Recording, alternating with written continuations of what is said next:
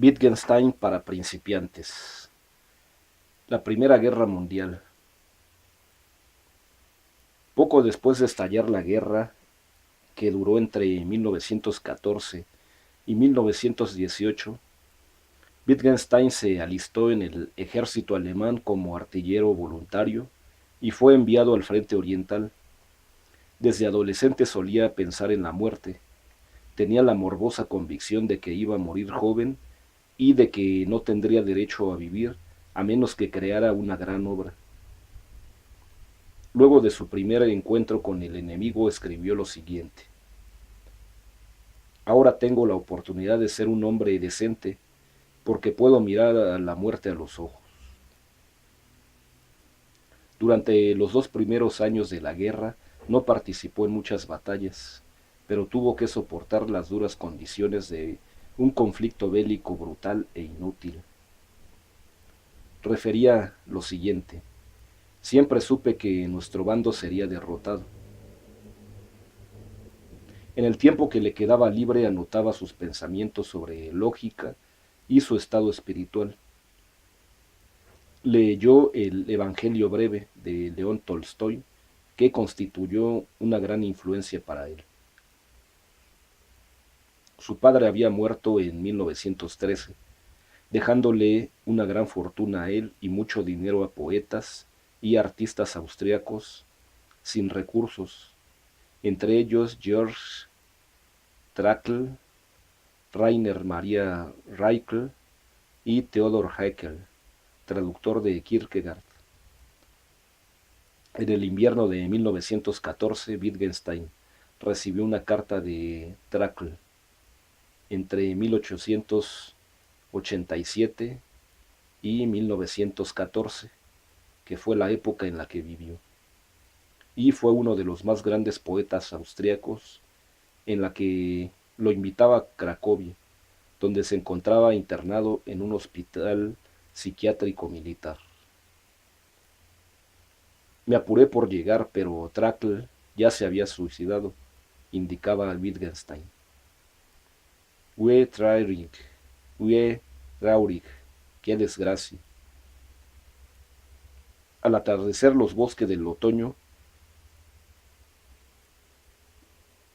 protestan alzando armas mortales como las llanuras doradas, los lagos de azul profundo donde, más oscuro, rueda el sol. La noche abraza a los guerreros moribundos, al lamento feroz que sus labios quebrándose pronuncian. Pero el sosiego de los pastizales, en las nubes cobrizas que un dios iracundo habita, la sangre derramada se recoge y el frío lunar, todos los caminos llevan a la más negra carroña. De Trakl Grodek. Está llegando el invierno.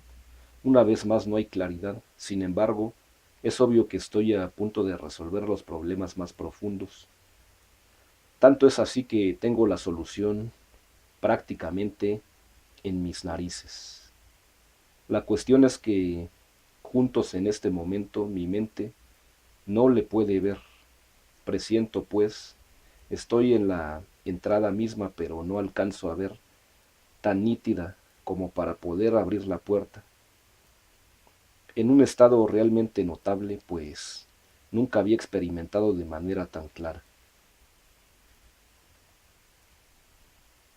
En marzo de 1916, Wittgenstein fue destinado a una unidad de combate en el frente soviético como soldado raso.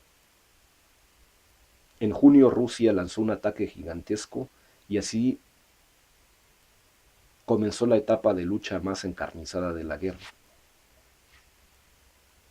El regimiento de Wittgenstein recibió el mayor impacto y registró un gran número de bajas. A él se le destinó, según su periódico, según su pedido, al puesto más peligroso, el de la observación de las armas del enemigo en la primera línea del frente. Si me acobardo al escuchar disparos será una señal de que mi visión de la vida es falsa, según se expresaba. Quizás la cercanía de la muerte me permita ver la luz de la vida. que Dios me ilumine. Soy un gusano, pero a través de Dios devengo hombre, pues Dios me acompañe. Amén. Así lo indicaba. Se le condecoró con la primera de las varias medallas que recibiría por su valentía. De sus anotaciones se desprende que se había producido un cambio radical en su pensamiento. Comenzó a comprender qué relación existía entre sus ideas con la lógica y su afán de llevar una vida recta.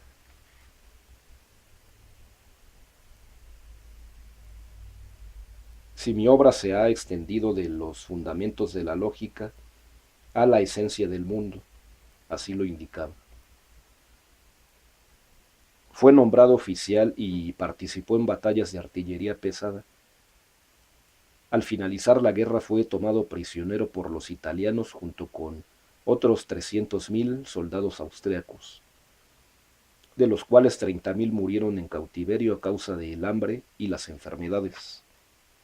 Tanto su familia como Keynes trataron de lograr que lo liberaran, pero él se negó a dejar el campamento de prisioneros hasta que el último de sus hombres fuera dejado en libertad. Se ha desatado la fiebre tifoidea en el escuadrón de Casino. Solicito que se me transfiera ahí. Así lo manifestó. Pero había finalizado el Tractatus, la culminación del desarrollo de sus ideas sobre lógica y ética. Wittgenstein presentó el Tractatus en varias editoriales, incluso en la de su propia universidad, Cambridge, que habría de destacarse por rechazar todos sus trabajos, pero sin éxito. Una editorial de Oxford le publicó escritos posteriores. En 1922, con la ayuda de Russell, por fin pudo publicar su gran obra, aunque no le pagaron por los derechos de autor y le negaron las regalías resultantes de la venta. Muy pronto el libro se convirtió en un clásico.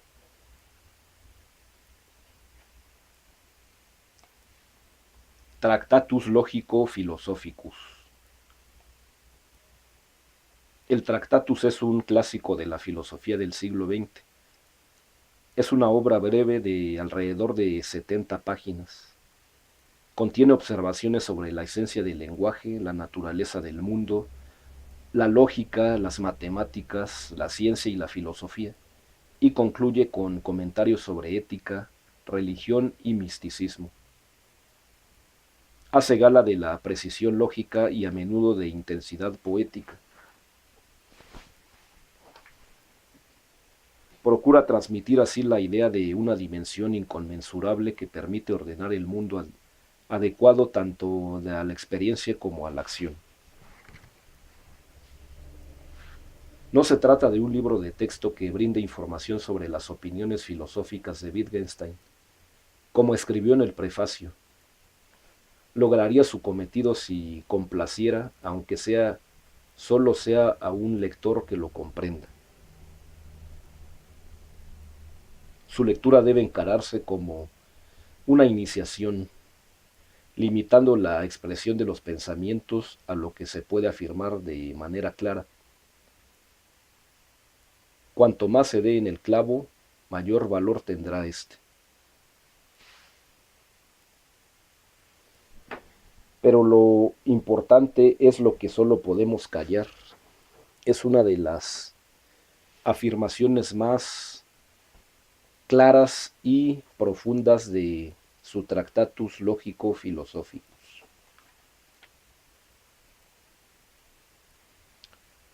El libro está estructurado como un todo orgánico.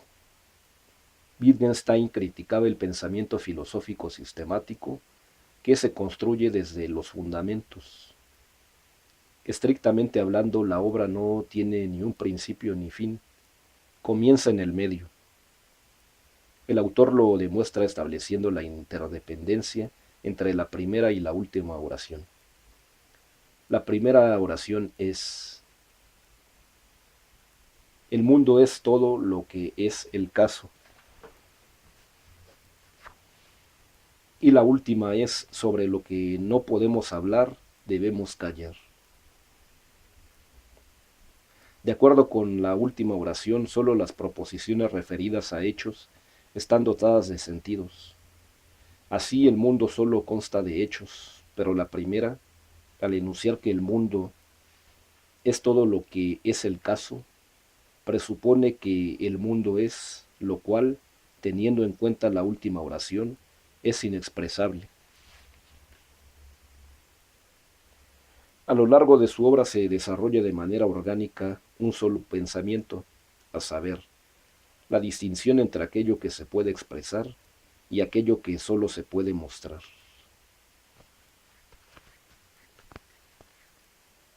El libro está dividido por medio de un sistema numérico en diversas partes organizadas según un complejo sistema de matrices basado en el número 7. Esto permite ver cómo cada observación sustenta a las demás y viceversa. Las observaciones están organizadas y ordenadas de la siguiente manera: 1.1, 1.2, 2, 2.1, 2.2, 3, 3.1, 2.1, 2.2, 3, 3.1, 3.2, 3.3, 3.4, 3, 3.1, 3.2, 3.3, 3.4, 3.5, 4, 3.2, 3.3, 3.4, 3.5, 4, 4.1, 4.2, 4, 4.1, 4.2, 4.3, 4.4, 4.5, 5, 5, 5.1, 5.2, 5.3, 5.4, 5.5, 5.6, 5.6, 6, 6.1, 6.2, 6.3, 6.4, 6.5, según el orden establecido en estas matrices. Wittgenstein vivió las consecuencias deshumanizantes del combate moderno, mecanizado de las grandes estrategias de la guerra total. Esta guerra produjo la masacre de millones de hombres en medio de un horror inimaginable. ¿Qué efecto causó esa experiencia de locura colectiva a una persona por demás sensible y dotada de mente lógica de un ingeniero? La precisión rigurosa del Tractatus y su sentido casi místico del orden nació en el vasto cementerio de las trincheras. En parte fue una reacción de salud mental de Wittgenstein ante el caos y la desolación. Tractatus Lógico-Philosophicus, de acuerdo con esta, las reglas, la serie X se resuelve, o sea, en lugar de, y definió 0 más 1, def 1, 0 más 1 más 1, igual a def 2, 0 más 1 más 1 más 1, más 1 igual, y así sucesivamente. Lo fundamental del cálculo. Son algunos fragmentos de su obra. Los hechos no son cosas. El libro comienza describiendo cómo es el mundo. El mundo es la totalidad de los hechos, no de las cosas, y se descompone de hechos independientes que dividen al mundo. Con estas sentencias, las palabras no se refieren al mundo que vivimos en el espacio ni en el tiempo, sino al espacio lógico. Las cosas como esta silla o ese árbol no son independientes del medio y por eso no son hechos. Entonces el árbol no es un hecho, la silla no es un hecho. Los hechos pertenecen al espacio lógico, son independientes entre sí y solo se puede enunciar o afirmar. Hay una silla en la habitación, esto es un hecho. Y es un hecho que no hay un hipopótamo en esa habitación. mientras que las cosas existen, son en el espacio y el tiempo, y tienen propiedades tales como la dureza, el color, etc.